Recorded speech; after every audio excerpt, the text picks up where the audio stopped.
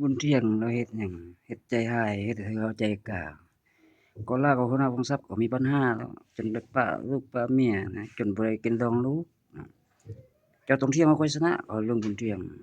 ดวงจะดีดวงจะประเสริฐเลิศงามเลิศล้ำบริษัทดวงประเสริฐเรื่องบุญเที่ยงผู้เฒ่ามาฮอดเบิ่งเด้อหัวหน้าชายเฮ็ดเวียกแหมเขาบ่เฮ็ดก็ขับรถนะกำกวดเขาก็ยังเฮ็ดไม่ใหญ่เมื่อย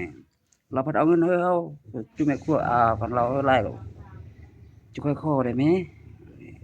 ว่าสุดท้ายเราจะเบิด50,000แต่เทื่อเราหลายได้200,000 100,000เบิดอันจิบ่เอา50,000แล้ววับกันเนาะ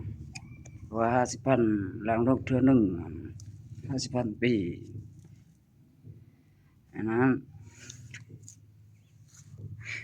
อันผู้เฒ่าเคยบ่ถือกันผู้เฒ่าชื่อบุญเที่ยงเจ้าต้องเที่ยงค่อยชนะได้ข้อยก็เจอกล้าเจอโก้นะแล้วเขาก็จัง